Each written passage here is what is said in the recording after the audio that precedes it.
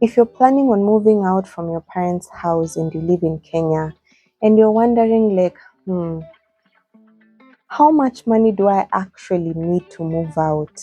You are in luck, because today I will show you a foolproof method that will actually help you to estimate how much you actually need to move out. It doesn't even matter whether you're moving out for the first time, the second time, the 10th time, and it doesn't even matter if you're moving to a single room, a bedsitter, a 1-bedroom, a 10-bedroom. It doesn't really matter. The formula is the same every time. If this is the first time you're coming across me and my channel, hi there, my name is Amanda Mora and welcome.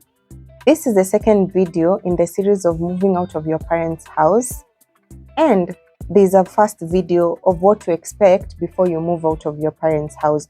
And to be honest, if I knew some of the things that I know now, then moving out would have been a walk in the park. Personally, I moved out of my parents' house 1.5 years ago. So this series is just to help others who are thinking of moving out of their parents' house, are planning to move out of their parents' house, and you just want to know how it is. If you are at a point in your life whereby you have a few more years before you move out of your parents' house, please watch this video till the end, because I have a pro tip for you. If I knew, I'm telling you, moving out would have been I would have moved out so comfortably, guys. I would have moved out into my dream apartment fully furnished. That's how important that pro tip is. So watch till the end. First and foremost, you want to identify where you want to live. Do you want to live in Westlands? Do you want to live in Ruiru? Do you want to live in Kangemi? Secondly, you need to identify what kind of house are you looking for. Are you looking for a single room? Are you looking for a bedsitter, a 1-bedroom, a 2-bedroom?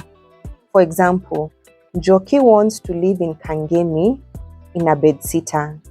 So the first thing that Njoki needs to do to be able to start calculating her estimates is to find out how much do bedsitters range in Kangemi.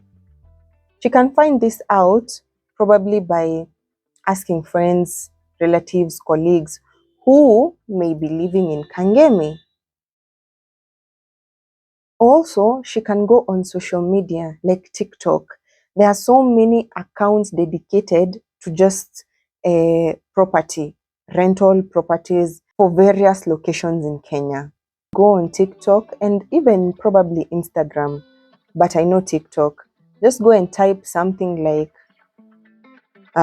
bedsitters in Kangemi, and a whole bunch of rentals will come on your page. Check for legitimacy and check for rental range. Do not, and I repeat, for backbenchers, ndani ya S-class, do not go on Google and search on those property websites.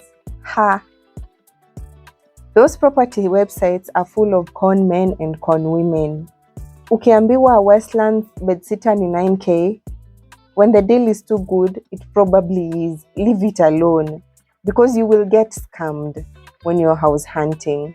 If you want to know the various kinds of scams that are there when you're house hunting, watch this video. I will link it somewhere.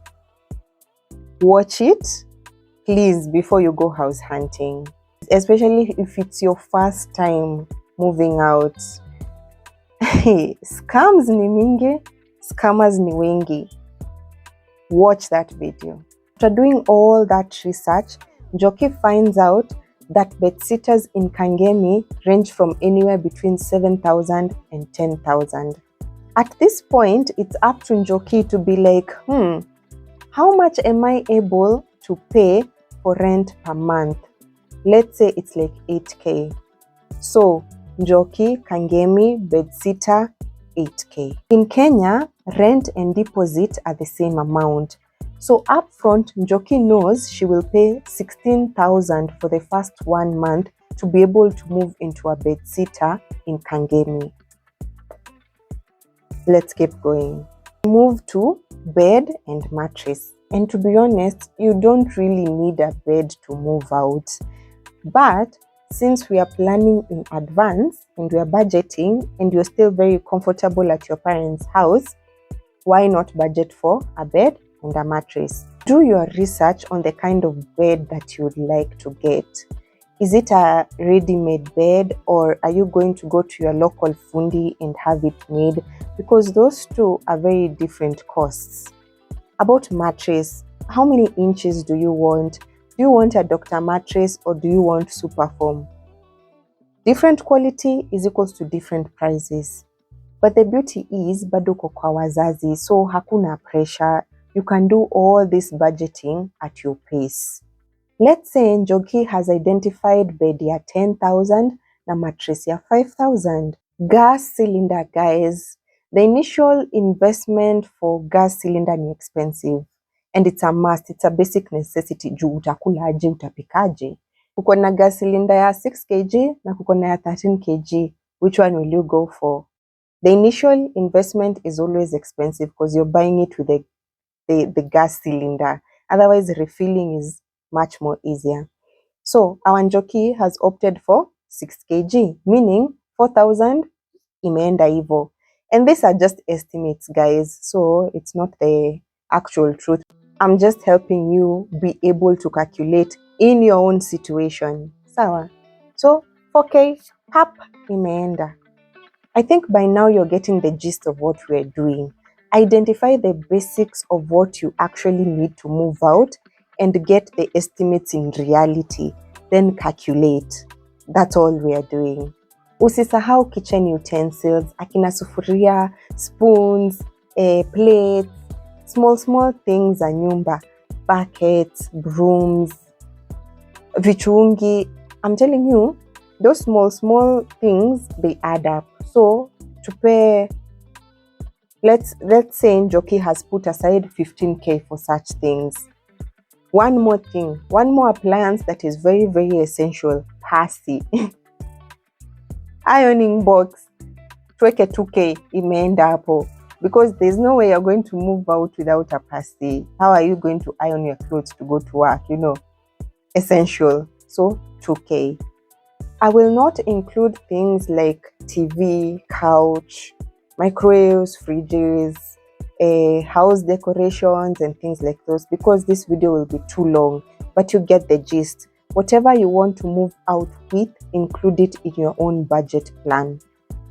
And if you play your cards right, which I wish I had, but oh well, if you play your cards right, you can move out with all those things and more.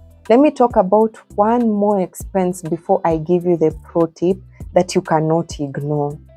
And that is moving out expense. It's the actual moving expense. Like, how are you going to get your things from point A to point B? Are you going to hire movers, or are you going to hire a pickup?